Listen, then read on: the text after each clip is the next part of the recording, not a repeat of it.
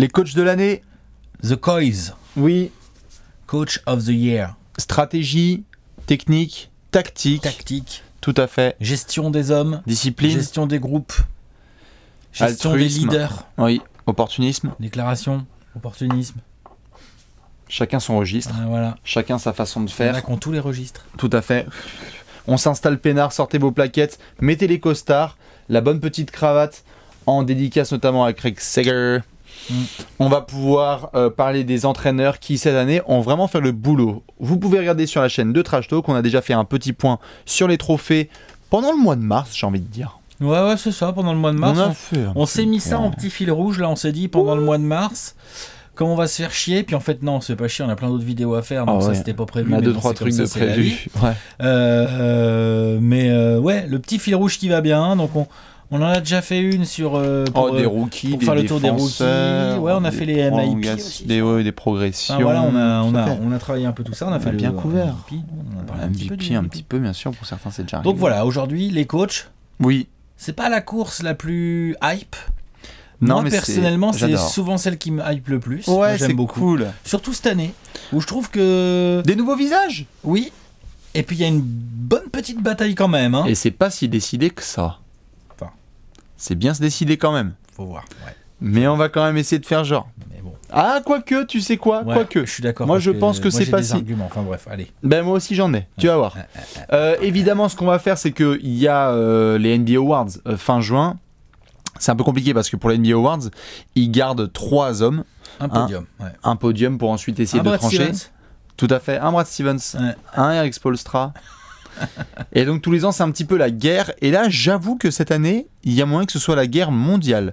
C'est quoi comme trio de fin? On va faire, c'est juste que je parle du trio parce qu'après on va faire les mentions, on va parler de ces gars-là. Mais si on devait faire un trio pour la NBA Awards, c'est lequel? Ce qui m'arrangerait serait un quatuor cette année, je cache pas. Bah, pareil. Mais comment on fait? Parce que on fait par élimination. Budenholzer, c'est sûr.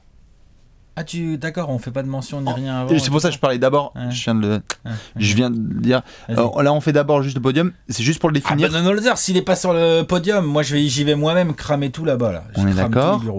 Mike Malone. Ah ouais, je pense qu'il doit y être. Et donc après, c'est entre quoi? Doc Rivers et Nick Nurse? Ouais, je pense, ouais. Nick Nurse? Je sais pas, c'est pas sûr. Ok.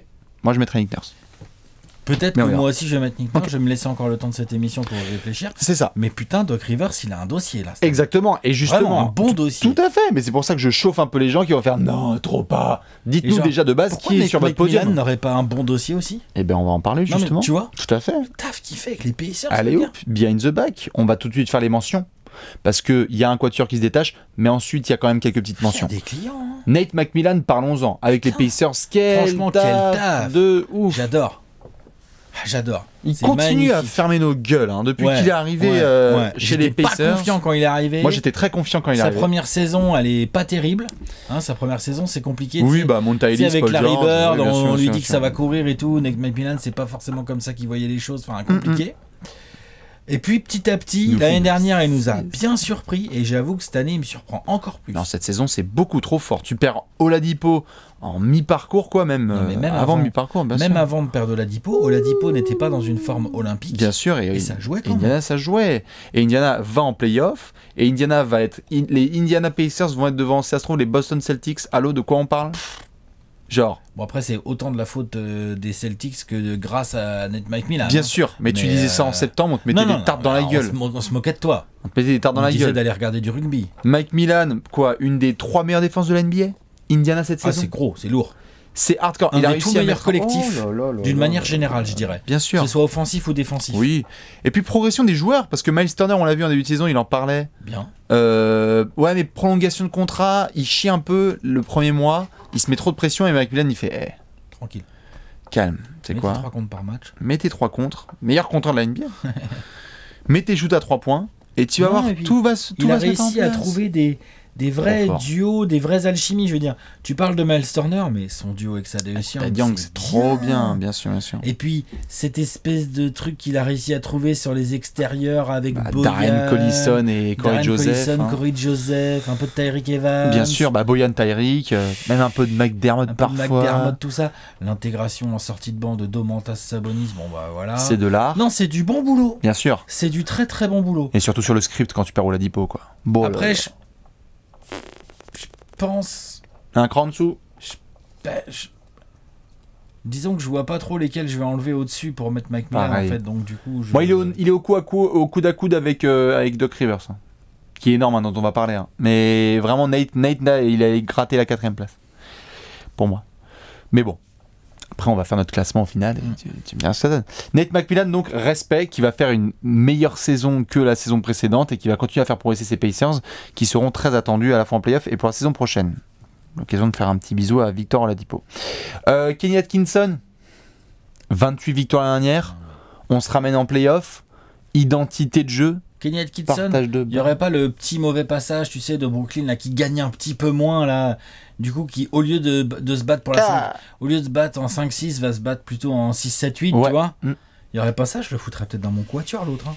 Oui. Les Nets ils jouent bien cette année. Hein. Ah, ça joue extrêmement bien. Ouais. Puis pareil eux aussi, hein. Gros début de saison de Caris LeVert, bim, cheville à l'équerre. Ajustement. Pas de soucis. Ajustement. Ouais, et les ajustements en cours de match, Ouais, les 5 majeurs qui sont pas toujours les mêmes, qui s'adaptent à l'adversaire, bien sûr. l'explosion de D'Angelo Russell. En fait, c'est surtout ça. La progression de gars comme Jarrett Allen, Joe Harris, bien sûr. En fait, c'est ça. Joe Harris. Bah, quoi. c'est notamment un sujet que vous allez voir de plus en plus dans la NBA pour ceux qui la regardent au quotidien avec nous, c'est que on est habitué aux stratèges importants qui sont ramenés parce que ce sont des bons gars pour créer des systèmes. Ce qui a beaucoup la cote. Moi, je le vois notamment avec Lloyd Pierce à Atlanta et c'est ce qui a été énormément dit autour de Kenny Atkinson, c'est player development. Pouah. Le mec, il te prend n'importe qui, il te le maximalise. Putain, Il va c'est faire bien. genre, tu sais quoi, ça c'est ton plafond. Oh, vas-y, Ouais. dans 6 mois. Ouais. D'Angelo Russell, Donc, rien à Il y dire. a ça, et il y a le côté aussi, ce qu'il a Yeah. fait du groupe. Dinwiddie, Jared Ce qu'il Dudley. a fait du groupe. Tout le monde s'entend trop bien. Le groupe Nets est un groupe difficile à déstabiliser. Ils jouent tous les matchs à fond, les Ouais. mecs. Et quand ils perdent, le match d'après, ils sont à fond. Il Ah. n'y a pas de vraie baisse de régime. Non, c'est sûr. Il y a des baisses de résultats parce que Parce que le talent. Parce qu'en termes de talent, l'équipe Bien est quand même sûr, plafonnée. bien sûr, bien sûr. Mais le jour où ça va changer, attention Non. aux Nets. Les Nets ont une identité. Et c'était impossible à dire il y a un an, je pense. Ouais, ouais, On pouvait dire ça se bat bien, ouais. il y a des bons trucs, Et mais qui là, connaissait Joe Harris il y a 12-13 mois bah, les fans des Cavs Non mais tu vois, t'es d'accord qui ou ont pas bien le seum aujourd'hui. Non mais tu vois, Bien sûr, non mais Spencer Dinwiddie, Jared Dudley qui fait la Spencer Dinwiddie, renaissance quand du il était à siècle. Détroit, on se demandait s'il allait rester en NBA. Mais, le bien mec. sûr, mais même Rodion Kurucs qui fait le rookie game et tout. Enfin, Kenny Atkinson. Non, c'est bien. Bon, en parler. Malheureusement, il n'attaque pas le haut du panier parce que, je veux dire, tu vas ric-rac en playoff. Et là, on parle des mecs de l'élite qui ont fait du taf de Il y a ouf. d'autres gens. Dave Yorger. Bon taf, mec. Bon taf, Dave Yorger. Bon, ouais, déjà pareil, hein, on parlait de blasphème avec Indiana devant les Pacers, les Kings devant les Lakers. On peut la mettre celle-là ou pas? Oh, c'est d'une violence. C'est quoi, rien que pour ça? Thank you, Dave Yorger. Ah non, mais c'est oui, bon, ça c'est le mec des Suns qui sort sa Clin casquette. d'œil à mes potes des Kings.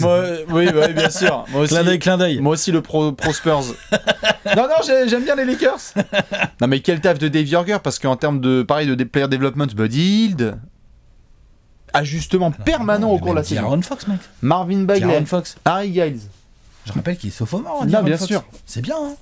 Ah, mais c'est très Harry bien. Giles, l'intégration, Marvin Bagley. J'ai eu un peu peur au début, là. Mais comme Harry Giles, hein, j'ai un Avec peu les peur au début. histoires Hein. et tout, il met sur le banc de ça. Mais en fait, non, ça va, il se développe. Harry Giles, il a fait de la G-League. Hein. Là, le truc qui me fait flipper maintenant, c'est que j'aimerais pas voir les Kings foutre 80 millions sur 4 ans à Willie Cauley-Stein. Ah, ça après. Non, mais c'est ce qui me fait peur. Ça mais bon, après, on en est mais pas il là n'empêche qu'il y a eu ajustement quoi. Les Kings ont été à la bataille en playoff et puis Grave. surtout, je veux dire, on peut parler de ce qu'on veut là, mais de tous ces gars, putain, les Kings ont été tellement fun à regarder. encore. Cool. Oh là là. Trop bien. Oh là là. Mais, là, hey, là, là. comme les Pacers, comme les Nets, Ouais, vraiment les. c'est des équipes. Ouais, attends, les Nets, c'était cool aussi cette année. hein. Bien sûr, mais sur l'échelle du kiff, moi Ah, les mais- Kings, je les mets un cran au-dessus. Qui putain. aurait. D'accord, mais C'était regarde, chaud. t'es d'accord avec moi. La nuit prochaine, s'il y a un Nets Kings, ça se regarde grave. Oui, tout à fait. On C'est avait fait. cool. Mais quand est-ce qu'on avait fait cette Non, mais remarque? Je sais c'est plus. cool. Il y a un quoi. truc comme ça, on était là, genre bataille en Un playoff. Pacers Kings, quoi, tu vois. C'est cool. Franchement, il y a 18 mois, tu me sortais ces matchs-là, je fais, écoute, tu sais quoi, moi je vais aller me coucher. Écoute. Je vais finir mon livre. Voilà. Non, pas de café, merci. Et voilà, c'est ça. Alors que là, c'est des purs matchs. C'est super, ouais. Ça, c'est cool. Les Kings sont bien, Dave Joerger est bien, il a la confiance des jeunes, tout le monde se développe, il y a un groupe d'avenir, il y a des vétérans qui ont été mis de côté. Ça avait démarré bizarrement, et puis assez rapidement, Joerger a montré genre, non, vous inquiétez pas, on va... Enfin... Young Super Team, quoi. Ils essayent de voir ce que ça va donner. Écoute, ça peut être en tout cas, c'est prometteur et Dave Joerger confirme le sentiment qu'on avait de lui lors de son passage, notamment à Memphis. À Memphis, bien sûr. C'est un bon coach. C'est un bon coach. Il a fallu lui donner un peu de temps. Ouais, ne faites pas de conneries cet été. Hein. Alex l'a dit là. Non, mais Hein, ça va bien se passer. Vladé va assurer. Oui, 75 sur 30 ans sur Ty Rozier. Tu fais attention à toi. Tu fais attention à toi. Et après, il y a le quatuor. Alors, si ça se trouve, certains ne sont pas d'accord. Les fans des Pacers, des Kings et des Nets, si vous voulez les mettre dans le quatuor, allez-y. Mais pour moi, il y a clairement un quatuor au-dessus. Pourquoi pas? Ouais, non, mais pour moi, il y a un quatuor qui est au-dessus du lot. On se les est divisés. Alex, tu vas parler de qui en premier? Allez, Nick Nurse, tiens. Allez, Toronto, on arrive. Nick Nurse, coach des Raptors, coach rookie. Nick Nurse. Pour moi, c'est un des arguments principaux. Un des arguments principaux. Ouais. Pour lequel Nick Nurse figure dans le quatuor, parce qu'il est coach rookie. Alors, effectivement, il hérite d'un effectif. Putain, allez, ça va, quoi. On lui a enlevé DeRozan, on lui met Kawhi Leonard à la place. Danny Green sur l'aile. Tu vois, ça bien va. sûr. Le mec, son 5 majeur, c'est Kyle Lowry, Danny Green, Kawhi Leonard. L'autre, qu'est-ce qu'il fait? Au lieu de mettre du Ibaka Valanciunas, il a la très bonne idée. C'est ça dont il faut parler. De direct dire, non, ça va être Pascal Siakam, le titu. Mypie. Ouais. Puis, au-delà du fait qu'il est Mypie, genre, il leur a fait gagner des matchs. Mais vraiment, en fait. Ça, c'est un coup de coaching de ouf, de la saison. Putain. Et l'autre jour, ils l'ont perdu le match contre les Hornets, parce que Jeremy Lamb, voilà. Mais quand les Raptors sont à -10, là, dans le 4e quart contre les Hornets à la maison, et que l'autre, le Nick Nurse, au lieu de vouloir forcer et tout, il met son small ball, Kyle Lowry, Van Vliet, Danny Green en 3, Kawhi Leonard en 4 et Siakam en 5, et il commence à déboîter les Hornets comme ça. C'est un enfer à jouer, ce 5-là. Et c'est un 5 qui est une vraie création de Nick Nurse. Ouais, c'est clair. C'est une vraie création. Moi, j'aime bien les coachs comme ça qui, genre, au début, tu te dis, au début, t'es là, t'es devant ton écran, tu fais, putain, mais c'est quoi son 5 et tout? Puis, pourquoi il joue ce poste-là? Et puis après, tu fais, putain, ils viennent de leur mettre un run de 14-2, dis donc. Tu vois ce que je veux dire? Genre, bien sûr. c'est un enfer en fait à jouer. Ça j'aime bien, tu vois, un peu comme quand Steve Kerr nous a sorti son Death Line-Up ou dans des époques plus lointaines où on faisait qu'est-ce qu'il fait avec Mike Pietrus en pivot, Don Nelson, tu vois, genre, tu vois ce que je veux dire? Alors, tu vois, ce genre de choses, ça j'aime bien moi. Bien sûr. J'aime bien parce que ça montre, ou même Mike D'Antoni à une époque, il a fait des trucs comme ça, Phil Jackson, enfin de toute façon tous les grands coachs, Popovich aussi. Et Nurse a bien improvisé cette année. Nurse, voilà, fait partie de cette race de coachs qui n'hésite pas à créer, n'hésite pas à improviser en cours de match sur des trucs que j'imagine sont bossés à l'entraînement et discutés tactiquement avec les assistants et tout. Hein. Attention, on est en NBA. Hein. Le coach, là on parle de coach of the year, mais on devrait dire staff de coaching of the year, parce que je sais pas qui c'est, les assistants offensifs, les assistants de Toronto, des Raptors, et putain, et défensifs aussi, c'est des bons. Non, bien sûr. C'est des bons. Ouais. Donc voilà, mais en attendant, c'est Nick Nurse la tête de proue, c'est lui qui tranche, c'est lui qui fait les décisions. Ouais. Aujourd'hui, il a grosso merdo une top 5 attaque et il doit pas avoir loin d'une top 5 défense ou l'inverse, là, bouge pas. Il a un net rating, donc c'est la différence entre ce que tu mets en ratio offensif et ce que tu mets en ratio défensif dans le top 5 aussi de la NBA. Donc il a récupéré une équipe très forte. Ouais. Il y a eu des ajustements de mi-saison. Là, comme ça, même si je pense quand même que les Raptors vont gagner un peu moins de wins que l'année dernière, je pense qu'ils sont plus forts. C'est ça. Mais bien sûr. Et de toute façon, il y a eu des ajustements de mi-saison. Tu as Marc Gasol quand même qui débarque. C'est clair, Masai Ujiri en plus il glande pas. Il lui fait du recrutement. Enfin, bien sûr. Je crois même que niveau même attitude, Détroit peut en parler là maintenant qu'ils ont Dwayne Casey. Même je crois niveau attitude, il voit la différence. C'est-à-dire que Nick Nurse, quand il y a eu 2-3 défaites un peu connes, il sort la boîte à claques. Il y a eu des trucs autour du All-Star Weekend où il était là genre mais tu vas te bouger le cul, mon frère. Premièrement, et deuxièmement dès le premier jour de la saison, il a instauré très vite de responsabiliser beaucoup de gens, et c'est comme ça que tu te retrouves avec des Raptors où tu as quand même 6 mecs à plus de 10 points par match. Oui, bien sûr. Et je compte même pas Valanciunas qui Non. a été tradé en milieu de saison, qui Sont devait être à 12-13 points par match, tu vois. Ils sont relous. Et donc, ça, Ouais. c'est. Non, Et tout ça dans un. super taf. Première saison de coach de Nick Bien Nurse, sûr. c'est En tant que vraiment rookie, c'est lourd. génial. Et tout ça dans un contexte en plus, on verra ce qui va se passer avec Kawhi Leonard. Parce que si Kawhi Leonard prolonge cet été, Bon, croyez-moi que l'opération séduction. Nick Nurse, il aura un gros rôle à jouer là-dedans. Bien sûr, Énorme évidemment. rôle à jouer là-dedans, parce qu'on a vu des game winners de Kawhi Leonard, tout à fait. Nick Nurse, il fallait en parler.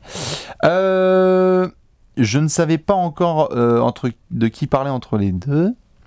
Sur qui, toi Je vais parler de Mike Malone, Ouais, c'est clair que c'est pareil, ça. Beau taf. Hein. qui Et dire qu'on était sceptique quand les mecs l'ont prolongé. qui va peut-être avoir mon vote pour le coach de l'année en fait. Je suis en train de réfléchir parce que j'étais en train d'hésiter. Bon, évidemment, après on parlera de deux autres coachs. Hein, on a parlé de Budenholzer et de Doc Rivers, mais je suis en train de réfléchir là, en direct live et je vois pas comment je peux pas lui donner mon vote. Évidemment, Bud a plein d'arguments, mais Mike Malone, là, il faut que j'en parle en long et en large. On l'a vu l'année dernière, sortie de match à Minnesota. Le script est tellement beau. Sortie de match à Minnesota où tu vas pas en playoff. Cette espèce d'amertume qu'il y a dans le vestiaire des Nuggets où on sait pas s'ils vont le prolonger. Ils le prolongent. On a des doutes. Je crois qu'on se retrouve en début septembre et déjà genre quoi. Ah, c'était bizarre. Ils ont Moi, je disais, gardé. Ils ont gardé Mike Malone. Non, qu'ils le gardent, je comprends, mais qu'ils le prolongent. Ils le prolongent, bon, ok, alors que le management de Denver disait c'est la dernière année, sinon ça saute. Ils le prolongent et la saison globale des Nuggets, bon alors en termes d'ajustement là, on y va. Les ajustements de Mike Malone, c'était un coach dont on se foutait de la gueule dans le Money Time. Il y a des Money Time qui sont tellement gérés maintenant par les Nuggets. sa gueule l'année dernière parce qu'on trouvait qu'il tâtonnait rien que Bien pour faire sûr, un 5. rien que pour faire un 5. Et là aujourd'hui, on a vu l'évolution de Jokic. Bon bah là, on est sur un candidat MVP. L'intégration de certains gars, c'est-à-dire que parfois, on a eu un début de saison sans Will Barton. Et il a fait, tu sais quoi, je m'en bats les couilles. Torrey Craig, Monte Morris, l'utilisation de Plumlee.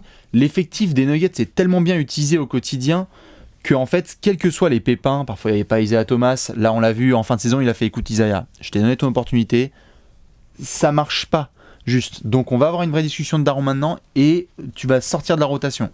Ce que fait Mike Malone dans la conférence Ouest, pour être, si ça se trouve, premier de la conférence Ouest, alors il aura peut-être pas le meilleur bilan de la NBA, puisqu'il y a un autre copain dont on va parler après, hein. Mais Denver vraiment Denver me fascine par rapport à la saison dernière. Mike Malone a l'air tellement serein et en contrôle de son équipe. Il y a des défaites qui sont chiantes parfois.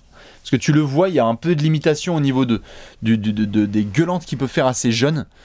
Mais t'en souviens le nombre de fois où on s'est marré cette année en se disant mais d'où Denver c'est une équipe genre bien défensivement qui peut faire le taf et qui peut faire des stops. Alors certes elle fait pas partie de l'élite. Le côté changement. Mais le côté changement d'identité de Denver est... En fait il a réussi à faire de Denver une équipe qui était très très forte sur transition bah oui, dans le jeu offensif. Depuis des siècles et des siècles. À une équipe qui joue bien sur demi-terrain des deux côtés. Là. Ouais, parce que Denver non plus ça galope pas des masses. Quoi. Enfin c'est capable, mais c'est autour de Jokic. Bien sûr, bien sûr. Galoper avec Jokic, c'est un peu galoper avec Jokic, c'est un projet tout à fait. Donc vraiment Denver, moi ce que je trouve remarquable tout au long de la saison, c'est que il n'y a pas le même talent que les autres grosses équipes dont on a parlé ou on va parler là. Je dirais avec les Milwaukee ou les Toronto par exemple. Utilisation du banc. Hein. Utilisation du banc, bon alors là c'est incroyable. Et puis on a vu un bet de novembre, on a fait ça va se calmer en décembre. On a vu un bet de décembre, on a fait ça va se calmer. Et Denver reste dans l'élite de la NBA. Ouais. Et ça, régularité tout au long de la saison. Quand tu vois une équipe aussi jeune, parce que là ils sont en year one, hein. Enfin je veux dire certes on peut parler de l'année dernière et tout, mais pas vieux. Il y a Millsap qui est vieux, c'est tout. Tout à fait, mais sinon ils ont que des jeunes. Et t'as Mike Malone, t'as l'impression que c'est le berger quoi. Très très fort et coach du All-Star Weekend. C'était je trouve une juste récompense pour ce garçon. Bref, Mike Malone. Un autre petit Doc Rivers. Mea culpa, Doc Rivers. Tu te rends compte les mea culpa qu'on fait là? Beaucoup moqué. Oui, mais là, Doc Rivers, c'est un vrai mea culpa. Je me suis beaucoup moqué de lui. À juste titre, je trouve, parfois. Oh, oui. Quand même d'un mec... hein. Voilà. Il en a raté des occasions.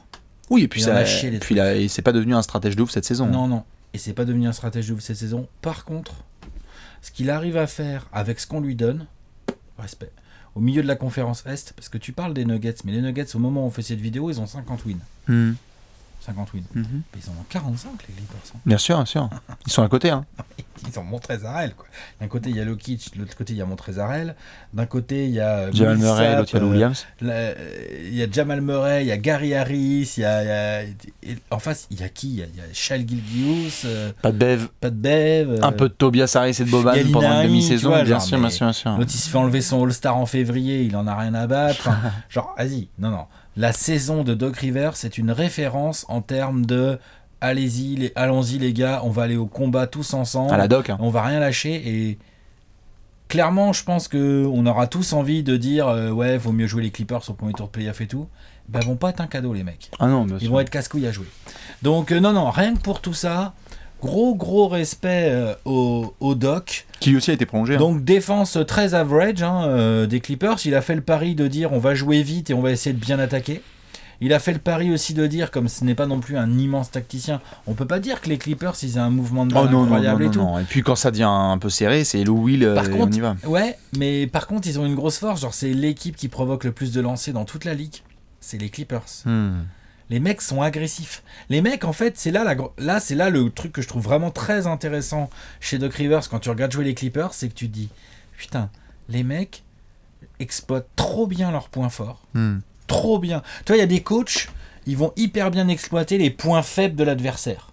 Ils vont travailler. On a sorti une vidéo, et on va parler de lui d'ailleurs. On a sorti une vidéo, là, on a parlé notamment de la défense des Bucks sur Harden, le pousser sur sa main droite, l'obliger à prendre des mid-range et des trucs et de l'emmerder et qu'il n'ait pas trop de lancers. Ça, c'est un truc de stratège, de tacticien. Lui, Doc Rivers, il a une approche beaucoup plus binaire qui est de dire attends, moi j'ai Lou Williams et Danilo Gallinari. Donc en fait, tout le monde va s'écarter et les mecs vont aller me chercher du lancer. Qu'est-ce que j'ai dessous? Ah oui, j'ai Montrez Harrell. Bah Montrez, qu'est-ce que tu vas faire? Tu vas te battre sur chaque ballon. Marcin Je Gortat. veux rien savoir. Et les jeunes là, Shai Gilgeous, Jérôme Robinson, maintenant. Alors Landry Shamet, il l'a vu arriver, le mec il le fait jouer comme JJ Redick. C'est pas compliqué, hein. Le mec était. Le Doc Rivers a eu JJ Redick en joueur. Landry Shamet était le remplaçant de JJ Redick aux Sixers. Il arrive aux Clippers, il joue comme JJ Redick. Il s'est pas fait chier, hein, franchement. Il a rien réinventé. Et puis, Shai Gilgeous, quoi. Ça, c'est aussi le truc de Doc Rivers. Il a vu que le mec était pas dégueu et qu'il rentrait bien. C'est un rookie ou pas. Hein. Il rentrait bien dans ce côté, genre j'exploite mes points forts. Et ben, boum, il le fait jouer. Donc, non, vraiment là-dessus, Doc Rivers, grande saison en fait du Doc. Ouais. On se rend pas compte, mais grande saison du Doc et c'est en grande partie grâce à lui que les Clippers en sont là. C'est en grande partie grâce à lui que Lou Will, franchement, il va être 6e homme de l'année, Lou Will. 6e de l'année, bien sûr. Genre, voilà. Mais les Clippers sont devant. Pareil, hein, c'est pas pour foutre une tannée aux Lakers, mais les Clippers devant les Lakers, encore une fois, c'est un truc. Pour l'annoncer en début de saison, il en fallait des grosses, quoi. Et ce qui, en termes de régularité, c'est très très fort. Après, il y a ce côté. Doc Rivers dos au mur.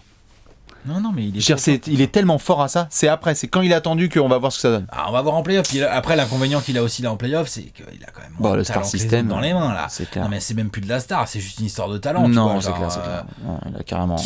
Parmi les 8 à l'ouest, quelle est l'équipe qui a moins de talent? Non, c'est sûr. Les Clippers, clairement. Tu vois, genre, il n'y a pas à chier. Non, c'est sûr. Donc, c'est aussi pour ça que je le cite aujourd'hui. C'est vrai que le Doc, il faut lui rendre hommage. Eh bien, le dernier, c'est Mike Budenholzer. Avant qu'on balance un petit peu nos votes à droite à gauche et qu'on fasse notre podium. Bon, le Bud, on en a déjà pas mal parlé hier dans la vidéo sur les Bucks. Je vais la faire rapide. Hein. La métamorphose. Bon, les Bucks, c'était l'année dernière en playoff. Mais Budenholzer, c'était une bonne équipe. Mais Budenholzer arrive. Et en bossant avec son management, c'est incroyable ce qu'il a fait. Parce que les fans des Lakers, notamment, qui voient Brook Lopez, qu'est-ce qui se passe? Le mec, maintenant, il l'a pris, il lui a fait tu vas artiller à 3 points. Tu vas être un des meilleurs contre la NBA et tu vas artiller à 3 points. D'accord. Eric Bledsoe. Il arrive à le mettre en situation. Tout à fait. Chris Middleton, tu vas être All-Star. Eric Bledsoe, tu vas faire ton taf. Malcolm Brogdon, parfois tu vas être justement intégré dans le 5 majeur et parfois il va falloir aider en sortie de banc. Ou Tony Snell, t'es habitué au 5 majeur. Et là, il faut être en sortie de banc. La gestion du groupe des Bucks, c'est incroyable. L'identité qu'il a imposée à Milwaukee est folle. Meilleur bilan de la NBA, meilleur bilan à domicile. L'entente qu'il a avec le management aussi. Bien sûr. Parce que les joueurs qui se font, tu vois, Brook Lopez, mais oui, Ersan Ilyasova, Georgie qui sont arrivés, bien sûr. Il y a eu des transferts en milieu de saison aussi. Une des 5 meilleures attaques, une des 5 meilleures défenses. La meilleure défense. Il y a un point différentiel qui est monstrueux. On parle des Warriors de 2016 hein, en termes de points différentiels. Il y a quasiment 10 points d'écart. Il y a incroyable en termes d'exécution. L'entente avec Giannis qui, s'il n'est pas MVP, bon, voilà, on pense ce qu'on veut, mais en tout cas, c'est incroyable la dimension aussi qu'il lui a fait passer, c'est-à-dire, bon, bah voilà, ok, certes, c'est un monstre, mais après, il faut le mettre dans la bonne situation pour... Il arrive à lui faire accepter son rôle. Exactement. Alors, le match est plié, Giannis n'est pas loin du triple-double, il a joué que 26 minutes. Tu t'assois. Sur le banc, mon pote, on a plus 20. Et tous les témoignages des mecs... Tu verras jamais Giannis gueuler. Et tous les témoignages des mecs de Milwaukee cette saison, c'est ça qui m'a le plus frappé, qui disent... oh putain, si on avait eu des défaites comme ça avec Jason Kidd par exemple ou avec les autres gars, ça aurait pas du tout été la même. Mike Budenholzer arrive et il Des fait ok. victoires, tu veux dire. Ouais. Non, quand il y a des défaites, Oui. avec Jason Kidd à l'époque, il y avait peut-être des tartes qui étaient envoyées dans la gueule et un petit peu de culpabilisation, tu vois, des joueurs. Budenholzer, moi j'ai vu pendant des années à Atlanta, va responsabiliser les gars, ne va pas les fouetter et va leur faire comprendre comment se ramener le lendemain pour essayer de se rattraper. Qu'est-ce qu'on peut dire? Il y a 2 victoires probantes et avec un taf défensif énorme sur Harden. Il y a une victoire monstre contre Golden State. Il y a énormément de victoires références où stratégiquement tu te dis mais Il y a putain surtout Bud, une saison dans la continuité qui est de A à Z c'est fou. et bonne. On parle de la meilleure équipe de la ligue. Oui, cette année. c'est ça. Ils vont avoir le meilleur bilan et une des meilleures de leur histoire. C'est trop chaud, je sais pas comment. C'est un peu compliqué. Et si on votait Allez. à l'heure actuelle, Comment ça se passe, ces tablettes, c'est comment? oh c'est podium, c'est 3-2-1. Mais c'est tablette ou pas? Tablette, tu Je sais pas, je demande. Hein. Oui, bah tiens, Comment on va on faire fait tablette. Oh ouais, bon, on va Je sais faire... pas, en fait, je me Je crois rappelle qu'on avait plus. fait si, on a dû faire comme Je ça sais la plus dernière si on fois. fait tablette. Oh, on fait pas la flemme. Allez, Allez, tiens, tablette. hop, Allez, vas-y. tablette. C'est l'heure du plan. Donc je mets 1, 2, 3. Donc tu mets 3-2-1, ouais. 1, 2, 3, et tu vas nous dire, et dites-nous qui vous mettez un petit peu sur votre podium. Allez, c'est parti.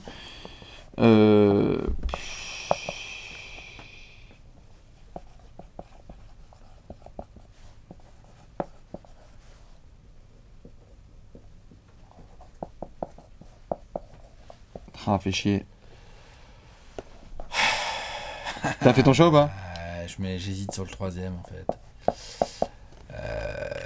Moi c'est bon. Ça va en faire criser certains, hein, mais... Allez Alex, allez Alex, allez... Allez Alex. Je vais quand même voter Mike Malone. Non, moi je vais voter. Tu votes le Bud? Ouais, bah oui, normal. Ouais, bien sûr. Ah, mais je comprends. Hein. Mais je veux juste dire que c'est pas un blasphème si vous votez Mike Malone. Non. Mais quand même. Ah oui, quand même. Oh, c'est un des plus locks, hein, je pense, de trophées. Oui, et puis les Nuggets, sans leur faire offense, bénéficient aussi du fait d'avoir des Rockets qui ont foiré leur entame de saison et des Warriors qui n'ont rien à battre. Oui. Alors juste, pardon, Parce il y a que des gens sinon, qui... ils seraient au mieux 3ème. Oui, il y avait des gens qui nous écoutaient, plutôt que Oui. de nous regarder. Toi, t'as mis Ah oui, Budenholzer moi j'ai mis en 1, Budenholzer en 1, Malone en 2. Mike Malone en 2 et le Doc en 3. J'ai mis Mike Malone en 1, Budenholzer en 2 et Nick Nurse en 3. Donc, c'est aussi ça, moi, qui fait ne pas mettre Mike Malone en 1. Ouais. C'est le côté, genre, il y a quand même un contexte, quoi. Je veux dire, à quel moment on pensait que le premier de l'Ouest allait tout juste à 50 wins à 6-7 matchs de la fin, quoi. C'est-à-dire Moi, j'attendais des Rockets avec plus de matchs gagnés, Ah des oui. Warriors avec plus de matchs gagnés. Genre, dans le meilleur des cas, avec le bilan qu'ils ont actuellement, les Nuggets, je les mettais 3ème. Jamais de la vie, je les mettais à la lutte pour la première place. Donc, dans l'effet Mike Malone, il bénéficie aussi beaucoup de ça. Je veux pas enlever au travail de Mike Malone. Je veux juste dire que si on relativise, on se dit que c'est du super taf pour être 3ème de conf. Voilà. Donc c'est pour ça que je le mets pas premier et que je mets le Bud devant, parce que je trouve que Bud, lui, il a vraiment la meilleure équipe de l'Est. Ouais. Genre vraiment. Ouais, de la NBA même. Il a vraiment construit la meilleure équipe de l'Est. Il fait vraiment la meilleure régulière. Il a vraiment la meilleure défense avec une excellente attaque. Il a fait passer un cap à quasiment tous les joueurs de son équipe. Il vient d'arriver, il y a métamorphose, quoi. Donc je trouve que ça mérite. Très bien. Et pourquoi je mets Doc Rivers plutôt que Nick Nurse? Bon, voilà. Parce que je trouve que, bon, effectivement, Nick Nurse a fait un taf incroyable. Hein, Mais pas le même comme effectif, on l'a hein. dit, il a un effectif de malade.